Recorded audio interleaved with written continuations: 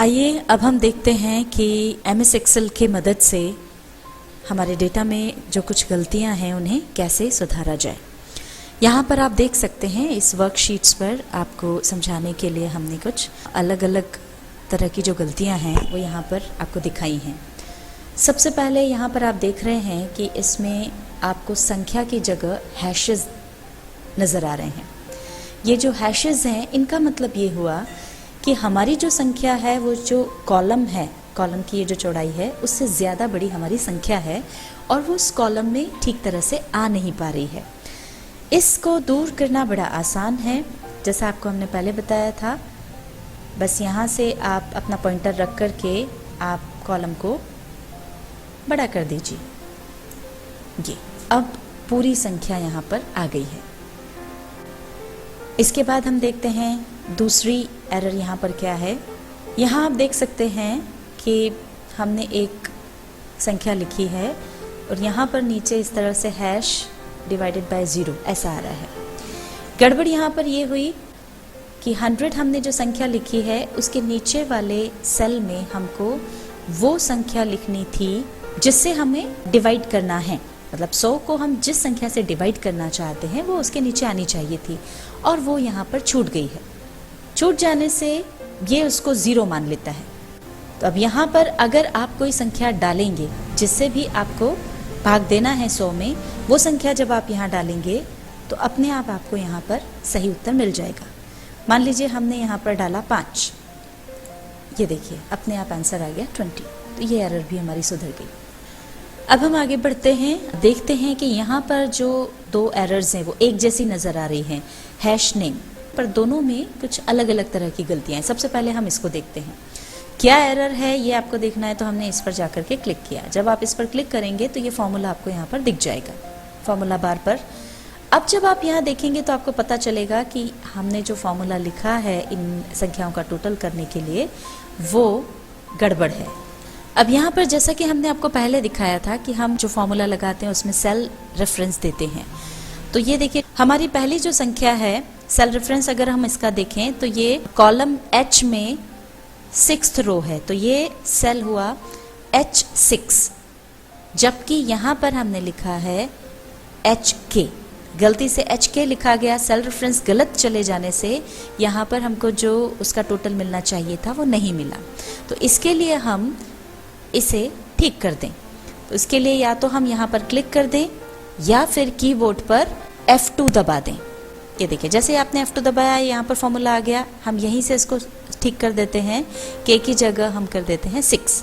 जैसे ही हमने H6 किया और उसके बाद एंटर प्रेस हम कर देते हैं। एंटर प्रेस करते ही ये देखिए हमारा जो भी आंसर आना चाहिए था वो आ गया, क्योंकि हमारा जो फॉर्मूला है वो करेक्ट हो गया। यहाँ पर भी हमारे टोटल में गलती आ रही है, हमारा टोटल नहीं आ रहा है, एरर आ रही है और एरर वही है हैश नेम। यहाँ पर क्या प्रॉब्लम है वो देखने के लिए हम जब यहाँ क्लिक करेंगे, अब ये फॉर्मूला यहाँ आ गया तो देखिए फॉर्मूले में गड़बड़ है। फॉर्मूला हमको लगाना चाहिए था, सम की जो स्पेलिंग SUM होनी चाहिए थी वो यहाँ पर SOM हो गई है, इसलिए यहाँ पर ये एरर आ रही है। तो हम इसे करेक्ट कर दें। यहीं पर हमने इसे क्लिक किया और O हटा के उसकी जगह U कर दिया। जैसे ये ठीक हुआ हमने एंटर प्रेस किया तो ये देखिए अपने आप हमारा जो आंसर आना चाहिए था वो यहाँ पर आ गया है। आइए अब हम आगे की एरर देखते हैं, वो एरर क्या है, उसे कैसे सुधारा जा सकता है। ये है हैश रेफरेंस एरर। ये क्या एरर है, इसके लिए जब हम इस पर क्लिक करते हैं तो देखिए यहाँ फार्मूला आता है। यहाँ गड़बड़ ये है कि जो संख्याएं हैं उनका यहाँ पर भी हमको टोटल नहीं मिल रहा है, उसकी बजाय ये एरर आ रही है। क्यों आ रही है तो आप यहाँ देखेंगे कि यहाँ पर है hash reference plus E12 plus E13 plus E14, यानी ये जो तीन सेल्स जो हमको नज़र आ रही हैं E12, E13 और E14 ये तो बराबर हैं, पर इसके पहले का रेफरेंस नहीं है। जहाँ पर हैश रेफरेंस आ रहा है इसका मतलब कि E11 पर भी कोई संख्या होनी चाहिए थी, वो संख्या गलती से हमसे डिलीट हो गई है, इसलिए ये एरर आ रहा है। अगर वो आ जाएगी तो हमको अपने आप रिजल्ट सही मिल जाएगा। या तो हम ये पहला वाला जो सेल रेफरेंस की जगह पर वो रेफरेंस मांग रहा है कि यहाँ जो भी होनी चाहिए थी संख्या वो नहीं है, वो डिलीट हो गई है, तो हम इसको हटा दें तो ये सही हो जाएगा। ये देखिए हम इस पर गए और हमने इसको हटा दिया, एंटर प्रेस किया तो ये देखिए हमारे पास अपने आप जवाब आ गया। अब ये एरर आई कैसे, एक बार हम ये आपको करके बता देते हैं कि किस तरह से डिलीट हो जाता है या कुछ हुआ होगा। अब जैसे यहाँ पर आप देखिए हमने एक संख्या डाल दी 30 और हमने फॉर्मूला लगाया E11 plus E12 plus E13 plus E14, enter press किया, ये हमारा रिजल्ट आया, जो टोटल आया वो आ गया 190। अब मान लीजिए कि ये जो हमारी सबसे पहले E11 वाली जो सेल है वो डिलीट हो जाती है। आपको बताने के लिए हम उसे यहाँ से डिलीट कर देते हैं। ये हमने राइट क्लिक किया और राइट क्लिक करने के बाद डिलीट पर गए और उसको क्लिक किया तो यहाँ पर ये डायलॉग बॉक्स आया। इसमें से आपको क्या करना है, तो जो हमने डिलीट करना है, हमको एंटायर रो डिलीट करना है। हमने एंटायर रो पर को सिलेक्ट करके ओके कर दिया तो ये देखिए पूरी की पूरी वो जो रो है वो डिलीट हो गई और उसी के साथ हमारी जो वो संख्या थी वो भी चली गई। उसके जाते ही यहाँ पर ये हैश रेफरेंस वाली एरर आ गई। तो इसका मतलब है कि यहाँ से कोई संख्या आपकी गायब हो गई है या डिलीट हो गई है। तो आप या तो वो संख्या यहाँ पर डालें, आपका जो भी डेटा है उसमें से देख करके ये 30 वापस डाल दें और इसको करेक्ट कर लें। अब देखिए चूंकि रो जो है वो डिलीट हो गई थी इसलिए अब हमारे पास 30 जो है वो E11 के बजाय E10 में आया है।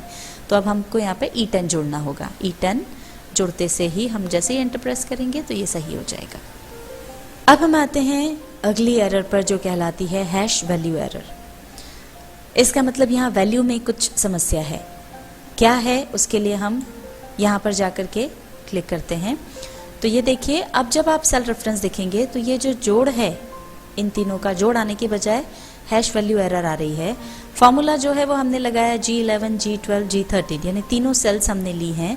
पर जब आप ये फॉर्मूला लगाते हैं तो आपको ध्यान रखना है कि यहाँ पे वैल्यूज चाहिए और यहाँ पर G11 ठीक है, G12 ठीक है, पर G13 में वैल्यू की जगह नाम लिखा हुआ है। तो नाम लिखा या कोई दूसरा कैरेक्टर आपने लिख रखा है संख्या की जगह तो वो ये एरर शो करता है। इसके लिए या तो आप यहाँ से G13 रेफरेंस हटा दीजिए या फिर यहाँ से आप ये नाम हटा दीजिए। इसको हमने डिलीट कर दिया तो ये देखिए हमारा आंसर आ गया। अगली एरर में आप देखेंगे ये सर्कुलर रेफरेंस एरर कहलाती है जिसमें कि आपने संख्याएं लिखी हैं पर उनका टोटल 0 आ रहा है। यहाँ पर जब आएंगे तो हम देखेंगे I11, I12, I13 हमको केवल इन 3 सेल्स का जोड़ चाहिए और हमने जो फॉर्मूला लगाया है वो है I11, I12, I13, I14। I14 में हमको आंसर चाहिए था जबकि वो भी हमने फॉर्मूले में जोड़ दिया। इसकी वजह से ये एरर आ रही है। तो इसके लिए हम यहाँ पर जाकर के I14 को डिलीट कर देंगे। जैसे ही I14 डिलीट किया और एंटर प्रेस किया तो ये I14 सेल में हमारा आंसर आ गया।